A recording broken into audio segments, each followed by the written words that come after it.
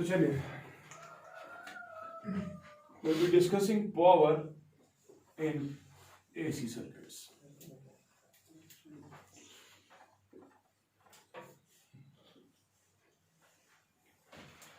देखो बच्चा, AC circuits की बात हमने की और हमने कहा कि currents and voltages they are continuously varying with time, कहा कि नहीं, and therefore we do not have an exact value of the voltage and the current. हाँ, हर किसी इंस्टेंट पे different value because they are continuously changing sinusoidally, कहा कि नहीं। अगर हमारी डीसी का पावर निकालना हो तो हमें पता है डीसी में वोल्टेज कांस्टेंट था, करंट कांस्टेंट था, हम उनको मल्टीप्लाई करते तो डीसी का पावर आ जाता, ठीक है कि नहीं। लेकिन एसी सर्किट्स में मसला ये है that you do not have the constant value of the voltage and the current. हाँ, किसी पर्टिकुलर इंस्टेंट पे है, किसी पर्टिकुलर इंस्टेंट पे वोल्टेज का कोई फिक्स्ड वैल्यू है, किसी पर्टिकुलर इंस्टेंट पे करंट का कोई फिक्स्ड वैल्यू। तो शायद आप तब पावर जो निकालने वाले हैं वो होगा इंस्टेंटेनियस पावर, सुना इस ओवरऑल पावर, ठीक है कितना। तो first of all we will try to find out this instantaneous power in the AC circuits, ठीक। सो इंस्टेंटेनियस पावर क्या है स्टिल, शाबाश। इंस्टेंटेनियस पावर क्या होगा फिर? हाँ, it will be relatively power is a function of time, it will be again a function of time, and it will be shabash voltage into of as a function of time into current as a function of time, होगा कि नहीं। it will be the rate at which an circuital element is absorbing energy, ठीक। you go power at a particular instant, समझ तरह, इसके units वही होंगे, watts के ही होंगे, ठीक है कि नहीं। like it is defined as the product of instantaneous voltage and the instantaneous current. It is defined as the product of instantaneous voltage and instantaneous current. Yeah, ठीक है। It is the power at a particular instant of time. It is the power at a particular instant of time. ठीक है। Or you can say that it is the rate at which a circuital element absorbs energy. It is the rate at which a circuital element absorbs energy. ठीक है कि नहीं? ठीक है जगह। अच्छा, अब मैं कुछ इक्वेशंस डिराइव करने की कोशिश करता हूं फॉर दिस इंस्टेंटेनियस पावर, ठीक है। थोड़ा नजर थे क्या सुना। Say for example, now you know that voltage and current, they do have some phase difference between them, है कि नहीं। overall voltage, overall current always have phase difference between the two. Therefore मैं बोल रहा हूं, let us suppose that voltage as a function of time, it is equal to v naught, ठीक है, sin of omega t, समझ रहे हो ना। and say हमारी current जो है I, it is equal to I naught sin of omega t plus some phase difference phi, ठीक है। हमें नहीं पता, हो सकता है कभी ये -5 होगा कभी, तो करंट भी ये चल रही है। ओवरऑल मैं कह रहा हूं there is some phase difference between the current and the voltage. आसान है ना। नाउ टेल क्या स्टिल पावर, शाबाश। इंस्टेंटेनियस पावर क्या होगा? It will be the product of the two, that will be शाबाश v naught sin of omega t into I naught sin of शाबाश ओमेगा t प्लस 5, होगा कि नहीं। ऐसा ये समझना मेरी बात, ये होगा v not I not sine of omega t, sine of into this is sine of a plus b का सम बराबर, शाबाश, sine a cos b plus हाँ cos a साइन पुरमुछु ना, साइन a प्लस b होता है sine a cos b plus cos a sine, ठीक है। Because sine of a plus b sum बराबर sine a cos b plus हाँ cos a sine b, ठीक है। ये कल करना है अप्लाई इतने को, ठीक है। बाकी प्रोडक्ट है v not sine naught sine of omega t, और इसके बदले में ये लिख रहा हूं, ठीक है। चलो डिस्ट्रीब्यूट करते हैं, क्या लिख सकते हैं आप, शाबाश। v not I not sine of omega t, और ये बनेगा sine square omega t cos 5, बने वो बनेगा कि नहीं, plus v not I not sine of omega t cos of omega t into sin of phi। ठीक है और ठीक है, कोई डाउट? मैंने डिस्ट्रीब्यूट किया। इसके बाद यहां पे देखो थोड़ा सा, ये को ना sin a cos b, sin a, do you know this sin of twice theta का बराबर, sin of double angle का बराबर twice sin a cos a होता है, twice sin a cos a या theta, twice cos theta sin theta cos theta होता है। तो sin थीटा cos थीटा को मैं लिख सकता हूं sin of 2 theta divide by 2। अब यहां पे देख लो, रहेगा वो लिख दिए। अच्छा पहले यहां पर भी चेंज करते हैं, v not I nought, what is sin square of theta as a golden formula? शाबाश, हाँ क्या होता है? 1 माइनस कॉस ऑफ 2 थीटा यानी कि ट्वाइस ओमेगा टी, ठीक है, डिवाइड बाय 2। ये मैं किसके बदले लिख रहा हूं? इस sin स्क्वायर ओमेगा टी के बदले, ठीक है, इनटू cos फाई, ठीक है, प्लस ये कोई v नॉट, ये कोई I not, sine of omega t cos of omega t को साइन ए कॉस ए, ये होता है sine of twice a divide by 2। तो इसको मैं लिख सकता हूं sine of twice omega t divide by 2 और ये साइन फाई। तो इसमें डाउट ना, समझना। कॉमन क्या है दोनों एनिमल्स? बाय 2 है, नहीं रहा, निकलेगा कि नहीं?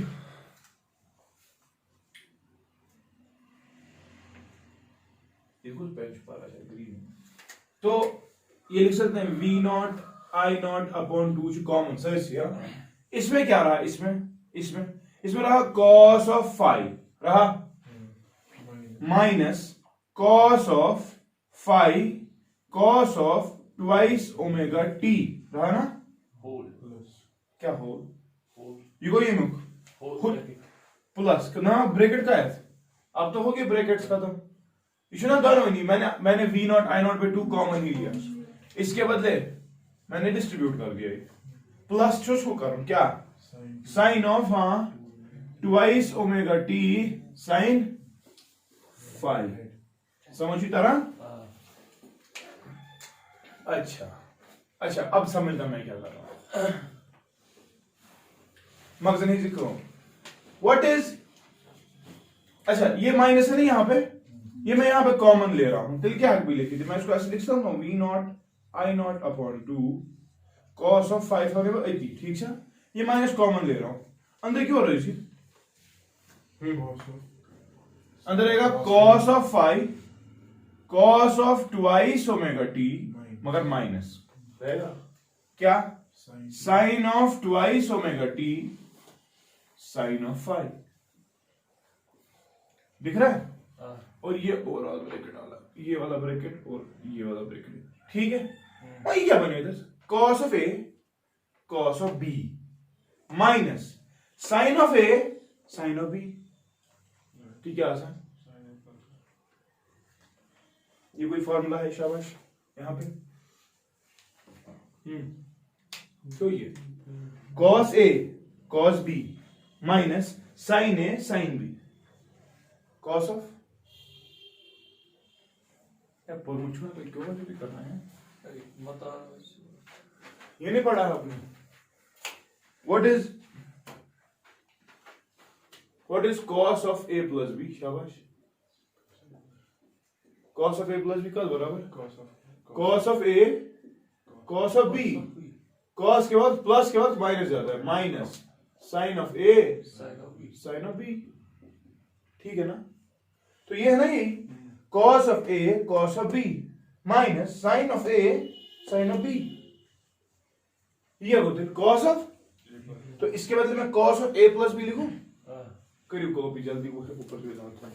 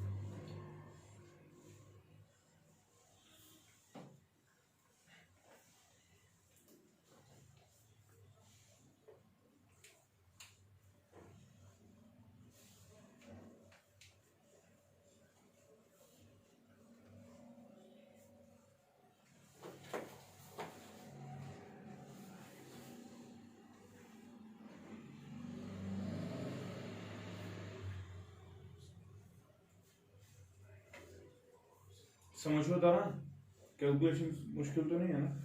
अच्छा जी मैं थोड़ा लगा इसमें तो बहुत मुझे शो मैं मन ओवस तिमन शो मैं दिगो लाउड डाउन क्या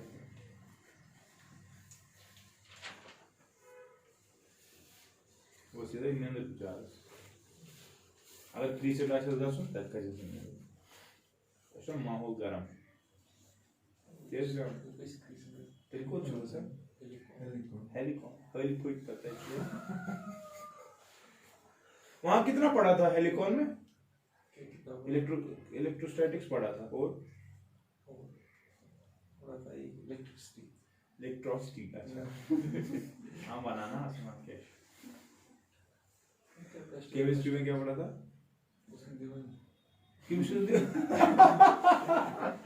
क्यों? गॉयल सर जो फैन थे उसे सारे सीरियस पढ़ना हुआ है क्या है? हाय खुदा हमने सब कुछ पढ़ा तो चिन्ह पर के नारे तक भी से बस कर मारे तो वो सर आज रोज ने एक जान तुम एक दाल रोड को क्या ऐसे जा रहा से बस कर मारे पबजी कैसे एंटी जवान की अंस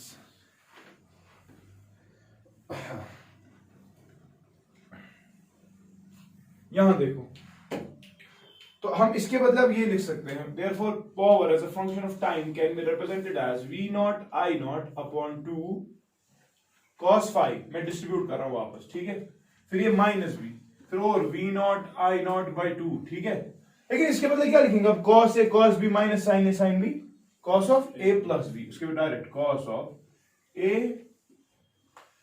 plus b ठीक है क्या समझ में आता है?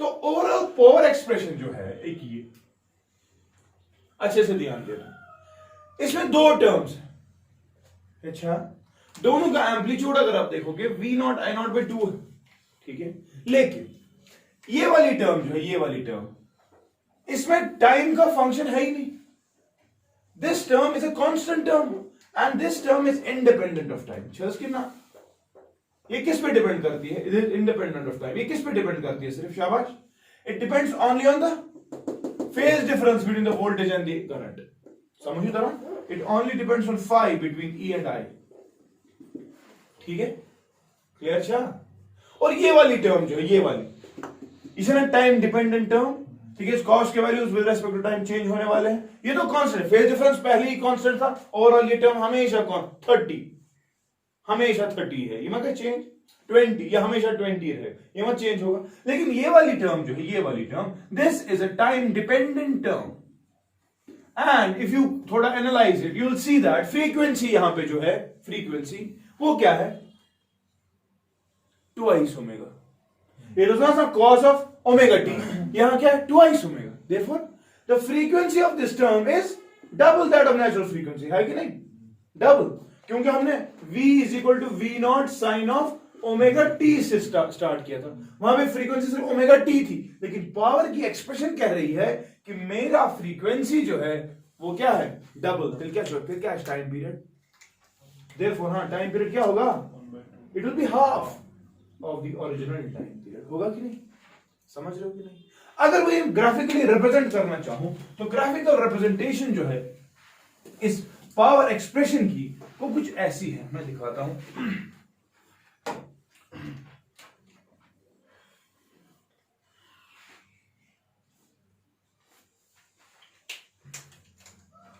ये देखो से for example this is power expression with time and this is the time axis ठीक है तो ग्राफ जो है वो कुछ ऐसा आएगा देखो v not I not by 2 cos phi हमेशा कांस्टेंट है now this is independent of time therefore the graph will be somewhat like this होगा कि नहीं या ये हमेशा होगा कितना v not I not by 2 cos of phi होगा कि नहीं ठीक है कि नहीं मगर ओवरऑल एक्सप्रेशन अगर आप देखना चाहें तो पावर की एक्सप्रेशन जो है वो कुछ ऐसी आएगी ये आएगी समझना मेरी बात यहां से स्टार्ट हुआ है ठीक है तो साइकिल यहां पे कंप्लीट हो जाएगा this will be only T/2 क्यों टाइम पीरियड ओवरऑल टाइम में अगर आप देखिए ये आपका 2 साइकिल कंप्लीट हो रहा है, ठीक है। और ये एम्पलीट्यूड जो है दिस इज V0I0/2 को देखिए V0I0/2, ठीक है। और आप देख रहे हो इस एक्सप्रेशन को देख के ग्राफ जो है ये कुछ टाइम में पॉजिटिव है, सुना हिरम जो इस एक्सिस से ऊपर, लेकिन ये वाले हिस्से जो है इस ग्राफ के वो क्या है नेगेटिव। इसका मतलब रिमेंबर पावर इज पॉजिटिव इस वाले केस में, और इस वाले केस में पावर क्या है नेगेटिव। तो इसका मतलब ये है जब पावर पॉजिटिव है the power is being absorbed by the circuit, ठीक है। एंड दूसरे वाले केस में जब पावर नेगेटिव है remember it is absorbed by the source और the circuital elements are transferring power back to the source. AC circuits में possible है, क्यों? क्योंकि एसी में लगा होता है इंडक्टर और कैपेसिटर, तिम सा एक्सचेंज करा अपन एनर्जी। यस दैट इज समझ गए कि नहीं? सो लिखना है यहाँ पे from the graph it is clear that power is positive as well as negative. From the graph it is clear that power is positive as well as negative. ये मैं बात तो हिरकुन हो सारा कम दिमाग कुन हो ज्यादा ना, ये दोनों साइड से V0I0/2 है, ये एम्पलीट्यूड है ना ग्राफ की यह पर पकास यह एक्सिस पर, ठीक है। अब कुछ हिस्से के लिए नीचे जाता है, ठीक, कुछ हिस्से के लिए 0 से कम हो जाता है, 0 है तो कैसे हो रहा है। From the graph it is clear that power is positive as well as when power is positive it is absorbed by the circuit, when power is positive it is absorbed by the circuit and when it is negative it is absorbed by the source, and when it is negative it is absorbed by the source, that is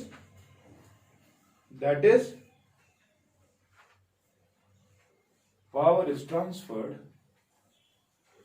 that is power is transferred from circuit to the source। हाँ ये possible वापस दिन sources power, हाँ ये possible है, क्यों? क्योंकि inductors और कैपेसिटर्स में एक चीज होती है यार ऑसिलेशन ऑफ द एनर्जी, ठीक है।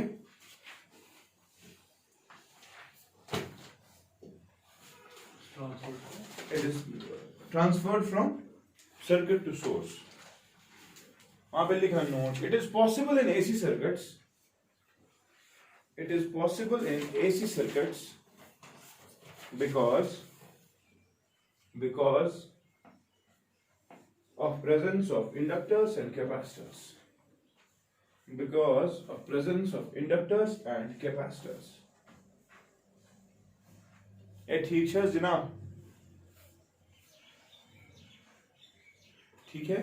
अच्छा अब देखो बेटा, अगर हम आप इस पावर की एक्सप्रेशन को ओवरऑल देख रहे हैं, ग्राफ से ही पहले डर लगता है, अड़न तो नहीं बना नहीं क्या अच्छ बसान ये सर ये गॉस बसान बोन पता 0 एक्सिस पे, लेकिन ये क्या आपने किया, ये ओवरऑल इसकी रिप्रेजेंटेशन है, ठीक है।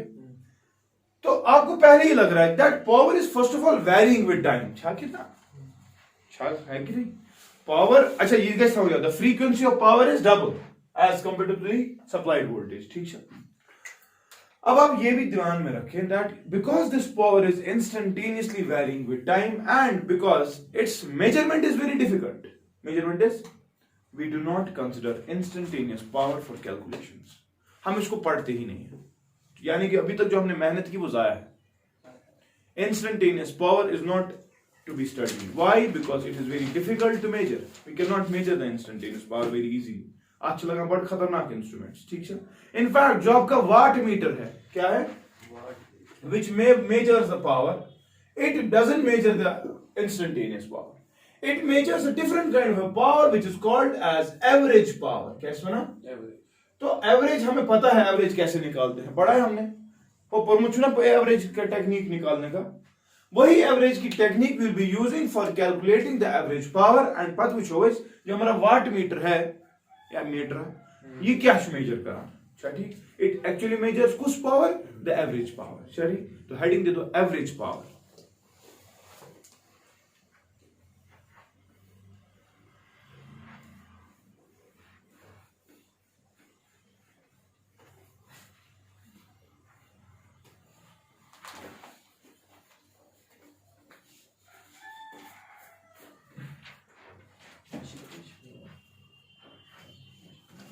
हेडिंग दे दो average power.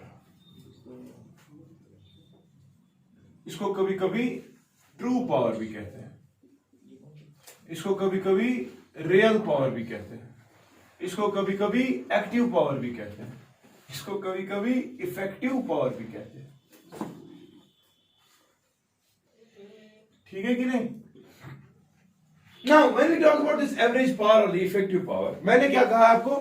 It is that power which is actually measured by the wattmeter. ठीक है, यानी कि जो ओवरऑल इंस्टेंटेनियस पावर है, it was very difficult to measure, मगर हम we are using an instrument which measures this average power. लेकिन do you know the mathematical technique to calculate the average of an entity? शाबाश. What was the technique to calculate the average of power? Average दिया, हमने क्या बोला? It's a function of time. ठीक है, it is to find the average हमने क्या कहा? Integrate the instantaneous expression for the whole time period. ठीक है, यही करना है ना, and then divide it by the whole time period. और यही पढ़ा हमने. To calculate the average of any entity, integrate that entity with respect to time, and then divide it by the whole time period. कहा कि नहीं? तो power के लिए भी यही होगा ना. तरल मेहमान, what is the instantaneous power? क्या था अभी? V naught I naught upon 2 cos of phi minus V naught I naught by 2 cos of omega t plus phi. यही था ना, twice omega t था, यही था कि नहीं? अच्छा, मेरे को cos अलग चीज के, ठीक है.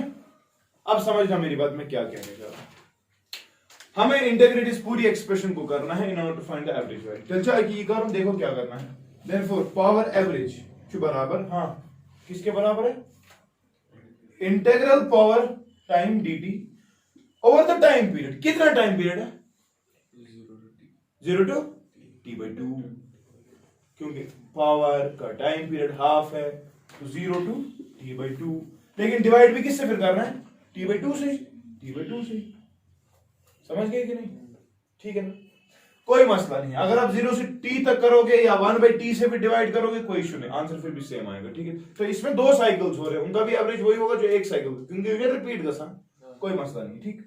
Now when you are integrating the expression, समझना मेरी बात, इसको इंटीग्रेट करते हैं, इस वाली एक्सप्रेशन को और इस वाली एक्सप्रेशन को ओवर होल टाइम पीरियड हम इंटीग्रेट कर रहे हैं कि नहीं? मगजन हिजो कौन बगैर बेटा, जब इस वाली एक्सप्रेशन को इंटीग्रेट करोगे ओवर होल टाइम पीरियड, ये टर्म है ना ऑलरेडी कांस्टेंट. कांस्टेंट का एवरेज क्या होता है? 3 + 3 + 3 + 3 divide by number of terms, वो वापस 3 ही आएगा ना. समझिए तरह. ठीक है, average of a constant is always a constant. ठीक है, तो इसका एवरेज निकालना तो आसान है. चमने SR नहीं आज 3 एवरेज को चमना तो 3, तो ये कांस्टेंट है ना, इसका एवरेज यही होगा. अब किसका एवरेज निकालना है? समझना मेरी बात. Now this term is dependent on time, अभी आपने कहा, and it is a cosine function, sinusoidal function. और जिस दिन मैंने आपको एवरेज और होल टाइम पीरियड निकाला है, मैं उसको लिखूंगा note. The average of all the sinusoidal quantities over complete time period is 0. है कि नहीं? मन काटो तेरी आज नहीं निकालेंगे, ये तो पता है इसका एवरेज कितना है. घर पे निकालना कोई इशू नहीं, आंसर 0 ही आएगा. किताब से काटने की आज ऑलरेडी इंक्लूड. ठीक है, हाँ. अब ये देखो, इसका एवरेज यही आएगा ना वापस. देयरफॉर जो पावर एवरेज होगा, जिसको हम रियल पावर कहते हैं, इफेक्टिव कहते हैं, ट्रू कहते हैं, एक्टिव कहते हैं, सुखा का इसलिए बराबर, हाँ वो होगा ना फिर यही V naught I naught upon 2 cos phi. समझ रहे हो? क्योंकि ये इसका एवरेज 0 आएगा और ये जो है इसका एवरेज यही आएगा, तो इफेक्टिवली सारी टर्म का एवरेज इतना ही आएगा. आएगा कि नहीं?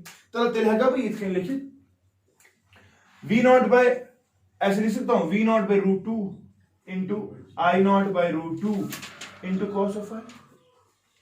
लिख सकता हूं, वापस आएगा नहीं. But what is V naught by √2? शाबाश. तो चाहिए VRMS into IRMS into cos of phi. This cos phi we have already discussed. This was nothing but power factor.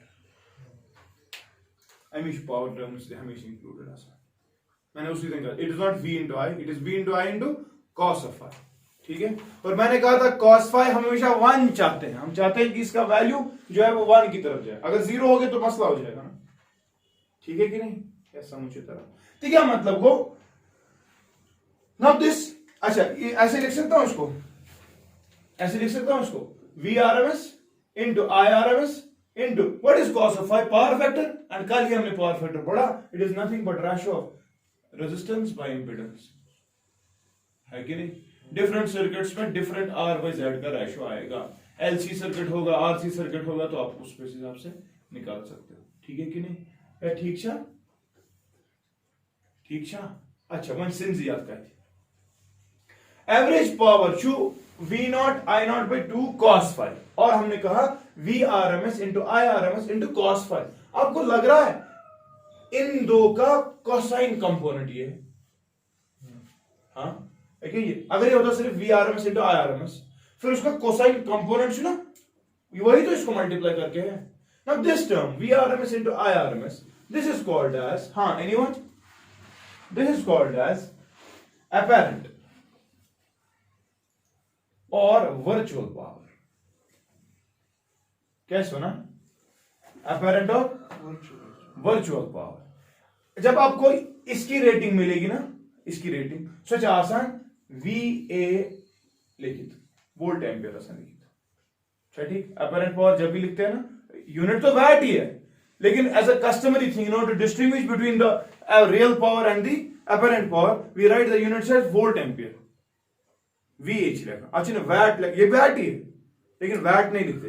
VAT जब लिखते हैं तो किसके साथ लिखते हैं, एवरेज पावर के साथ, इंस्टेंटेनियस पावर के साथ, ठीक है कि नहीं, ऐसा समझिए तरह ना। अब अच्छे से समझना, तो अपैरेंट पावर का दरअसल एक कंपोनेंट है, कोसाइन कंपोनेंट, जिसको आप क्या कहते हो, एवरेज पावर। तो जिसको बना average power it is nothing but apparent power का कॉस कंपोनेंट, ये ठीक है, समझ रहे हो। तो एवरेज पावर हमेशा अपैरेंट पावर खुद काम तिल था नजर, ये मतलब क्या, आपके लैंप्स होते हैं इसी सर्किट्स में, तो आपके लैंप पे लिखा होता है 100 वाट, क्या सुनेगी, मगर याद था 100 का 100 वाट इस्तेमाल नहीं होता, सारा का सारा पावर डिसिपेट नहीं होता, इसमें से सिर्फ कुछ हिस्सा से 80 वैट्स डिसिपेट होता है। इस मेजर चुका सान तच होना रियल पावर, तिल कुतो पावर चुजाई वो छुना, this 20 watt power is the reactive power, क्या शु, ये जो पावर जो सर्किट में हमेशा रहता है, in the form of inductor magnetic field and capacitor में in the form of electric, ये एनर्जी हमेशा उधर ही रहती है। इसे डिसिपेट का डिसिपेट जो होती है वो होता है ये, the power that is actually dissipated. Now this power is not actually dissipated, this is simply the product of VRMS into IRMS। लेकिन अगर उनका कोसाइन कंपोनेंट आप ले रहे हो, then you are talking about the real power और the true power which is actually dissipated by the load, ठीक है, ठीक है।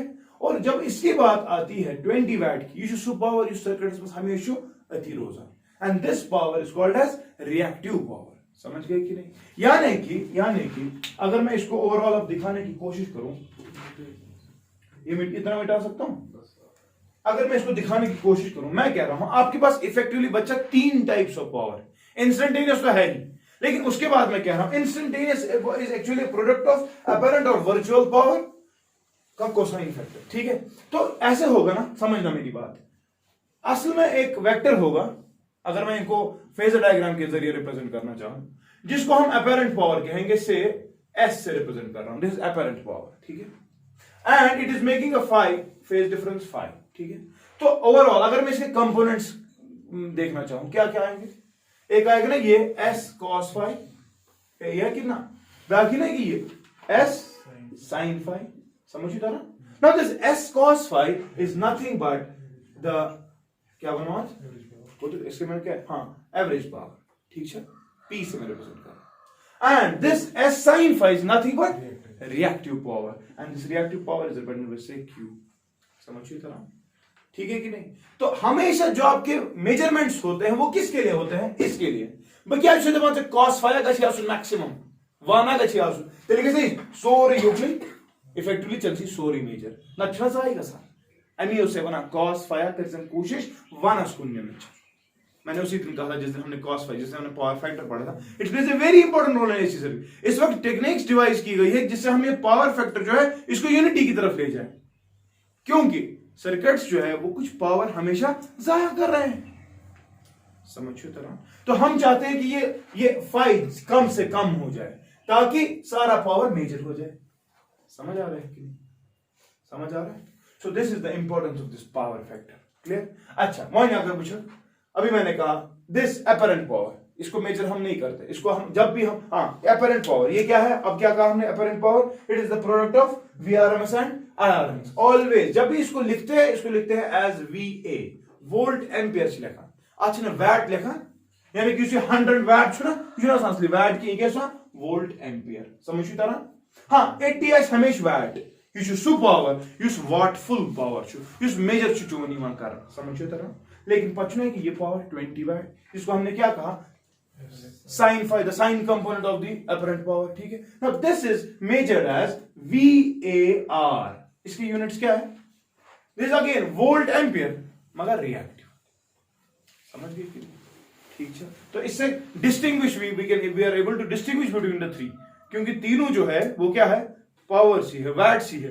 लेकिन हाँ इसको हम VA से लिखेंगे, इसको हम वैट से लिखेंगे और इसको हम VAR से लिखेंगे। ठीक है, मैं रिपीट कर रहा हूं, ये सु power which is not actually dissipated, it is the product of sine IRMS and VRMS।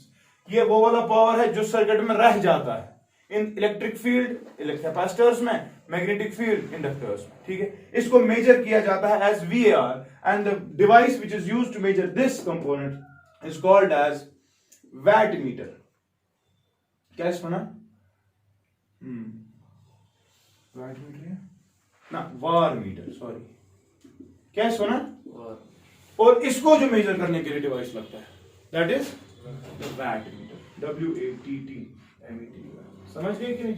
है ठीक है, ये जो सु पावर एक्चुअली डिसिपेट गो ये रूट सर्किटस मज, तो ये क्या रोजान ये हमेशा अपरेंट, ये सु पावर से रेटिंग मज योता ये इस्तेमाल गुमुत Utah Amish one virtual power. समझ गए कि नहीं? So this was overall concept of the power. अभी मैं इस ट्रायंगल को और पढ़ने जा रहा हूं, पहले आप कॉपी करो। हाँ तो इसमें भी फर्क हमें एवरेज, मैं एवरेज निकालेगा ना, एवरेज जब हम निकालते हैं हम अच्छी बनान 10 बच्चे Sarni 3 3 plus 3 plus 3 plus 3 plus 3 10 bar divide by 10 सो 10 वापस कैंसिल, ये वही है, ये वापस कैंसिल। आप घर पे निकालने की कोशिश कर दो, कांस्टेंट इसकी यह क्या कैसे इंटीग्रेशन, ये बाहर ही आएगा ना, बात किसी वापस कैंसिल, क्योंकि अंदर t आएगा, ये 2 और जब इंटीग्रल का 2 लगेगा t/2 ही ना था, dt के बदले आप अपर लिमिट दोगे ना t/2, सो t/2 तो को ना कैंसिल वापस, इफेक्टिवली वापस आ गया ना। ये उम्मीद होगी ना, मैं अगर से 0 to t निक तो करेक्ट 1/t से डिवाइड, कोई इशू नहीं, सेम है। कर लेना, ट्राई कर लेना, एवरेज निकालने की कोशिश कर लेना। ठीक है, अच्छा तो ऑलरेडी टेक्निक पर अमी गो नॉट कैसा ही पे आता किया कॉपी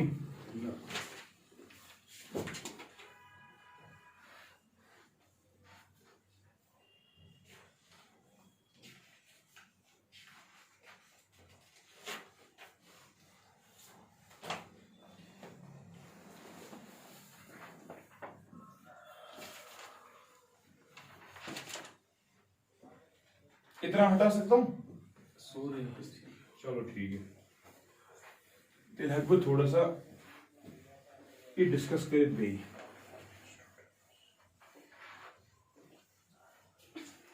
ये देखो now this apparent power can be actually represented as square root of शाबाश this q square plus this p square है, कोई लेकिन रिजल्ट हमेशा यही होगा, यानी कि they are nothing but the components of this apparent power। ठीक, अच्छा एम बस समझो मेन का। now if s is the apparent power then I can say that I can represent these three kinds of power by a triangle। say this is s, ठीक है, ये s है, ठीक। now this is p, let this be p, ठीक है, ये इसका दरअसल प्रोजेक्शन आएगा x एक्सिस पे, ठीक है, और ये जो है दिस इज q, ठीक है ना, एंड दिस इज फाई, ठीक है। now this triangle is called as power triangle। कैसे ना, पावर ट्रायंगल के एतबार से आपको समझ आ जाएगा कि ओवरऑल एस क्यू और पी का वैल्यू क्या हो सकता है। फेज डिफरेंस आप कैलकुलेट कर सकते हो, पावर फैक्टर आप निकाल सकते हो। ठीक, अब आपको पावर फैक्टर यहां से मिलता है। Power factor is nothing but base P by S, समझ लो ना। अच्छा, एम प्लस बी। अब कभी कभी क्या होता है, I can represent this triangle as this in this case as well, कि क्यू आपका यहां से पॉजिटिव है और यहां से आपका क्यू क्या है, negative. Issue phase difference positive कभी हो सकता है, फाई नेगेटिव भी हो सकता है ना। हमने पढ़ा था फाई नेगेटिव भी होता है कैपेसिटिव लोड में, पढ़ा था कि नहीं।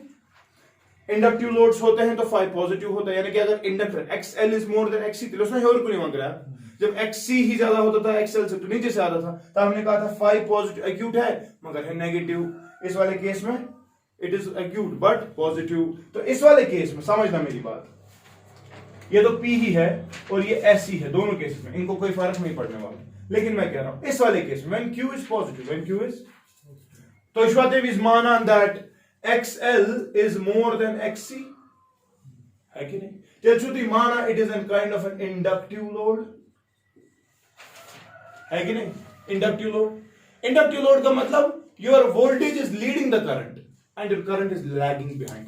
Now this is called as lagging power factor. क्या सुना, क्या बोलते हैं, क्या बोलते हैं इसको, लैगिंग पावर फैक्टर। लेकिन इस वाले केस में Q इज नेगेटिव, इसका मतलब XC will be more than XL, पढ़ा है ना हमने। तब कैपेसिटिव लोड होगा, होगा कि नहीं, कैपेसिटिव लोड होगा। एंड कैपेसिटिव लोड में आपको पता है करंट ही आगे होती है और वोल्टेज पीछे चलता है। That is this is called as a leading power factor. क्या सुना, मुझे ये क्या मतलब हो। जैसे मैंने पावर फैक्टर पढ़ाया था, मैंने कहा था आपका बच्चा cos फाई जो है 0 हो सकता है और cos फाई जो है ये 1 हो सकता है। ये 0 कब होता है, जब सर्किट प्योरली रिएक्टिव होगा, हाँ। और ये 1 कब होता है, जब सर्किट आपका प्योरली रेजिस्टिव होगा, पढ़ा ना। मैंने कहा था in between the two extremes we have leading power factor and lagging power factor. Leading power factor का मतलब current always leads the voltage, ठीक है। एंड लैगिंग पावर फैक्टर का मतलब वोल्टेज या current lags behind the voltage, ठीक है। समझ गए कि नहीं। अच्छा, अगर Q कभी 0 होगा, खुद ही बताओ। जब Q 0 होगा तो ऐसा एस एस्पेक्ट पे मुझ तब फाई कितना होगा, cos 0 इज तेलुगु क्या है, प्योरली रेजिस्टिव सर्किट, ऐसे कि ना। प्योरली रेजिस्टिव सर्किट कभी कभी रेजोनेंस भी होती है, तो रेजोनेंस पे रिएक्टिव पावर हमेशा 0 होता है। एमी बोलने एम्पलीट्यूड मैक्सिमाइज गसान कहीं चीज देवी आई गसान, रेजोनेंस में एम्पलीट्यूड मैक्सिमाइज होना चाहिए ना। तो जितनी भी एनर्जी लग रही है बाहर की ओर ये वो सारी इस्तेमाल हो रही है एम्पलीट्यूड बढ़ाने में, कोई भी एनर्जी जाया नहीं हो रही है। समझ गया कि नहीं। So when Q is 0 the circuit is purely resistive। इन वाले केस में इट इज रिएक्टिव, बट हाँ इंडक्टिव लोड्स होगा, कैपेसिटिव लोड होगा। समझ गए कि नहीं। So this was overall concept of power, ठीक है। या बस थोड़ा सा एक छोटा चुटकुला, छोटा सा एक अभी जल्दी करो कॉपी। अच्छा जो बे तो क्या करा, अभी चलना है ना। अभी हमने पावर अब इस्तेमाल वंचना कुछ हो है। प्योरली रेजिस्टिव सर्किट में पावर कैसा होगा, इंडक्टिव सर्किट में पावर कैसा होगा। अभी तो ये ग्राफिकल रिप्रेजेंटेशंस थी, मिनेशन काफी पावरस लोग पावरस।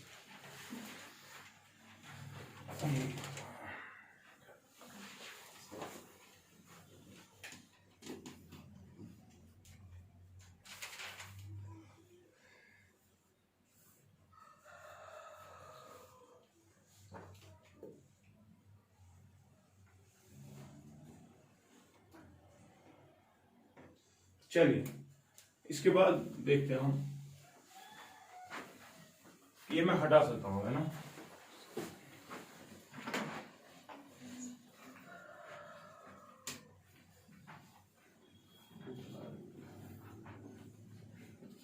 ये उसका तो मगला ही आसी ये हो जाएगा आज का।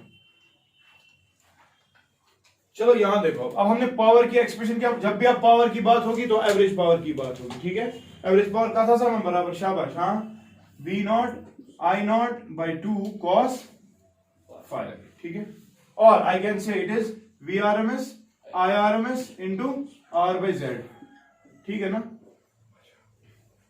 तो चलिए आपका सर्किट जो है कभी कभी प्योरली रेजिस्टिव होगा, हो सकता है। प्योरली रेजिस्टिव समझते हो ना।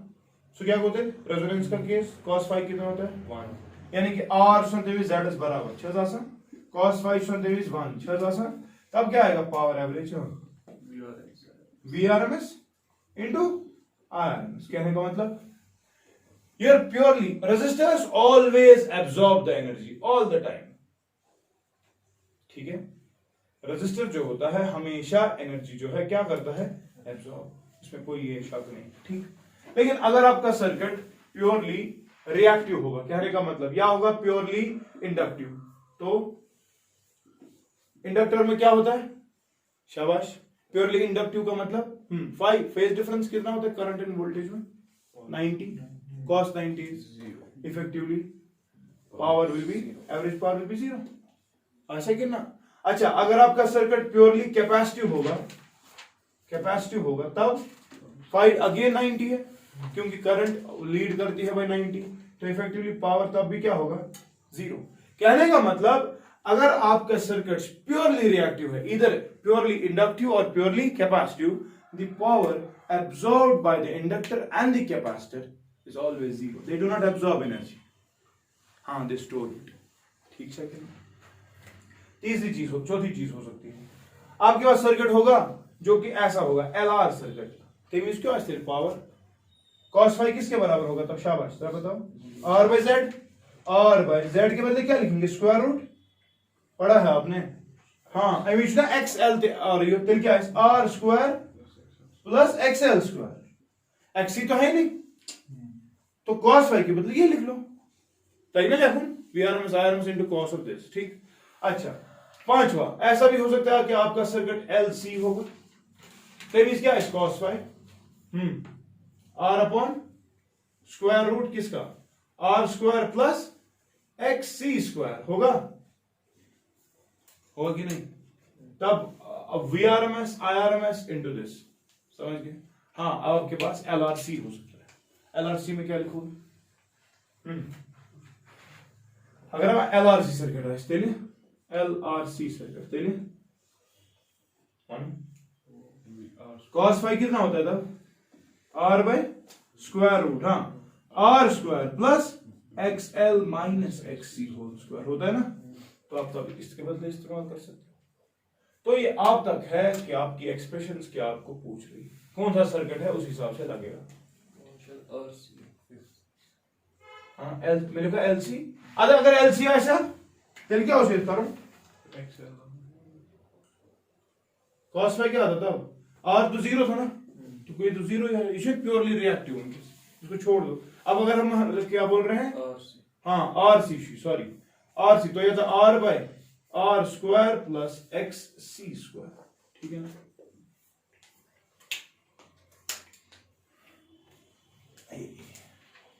So overall this is the concept of power, clear.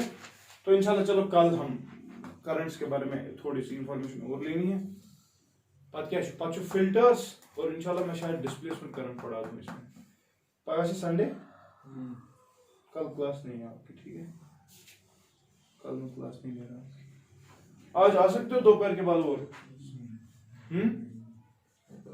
ठीक है ना, हम कल नहीं कल नहीं आ सकते सर, पता नहीं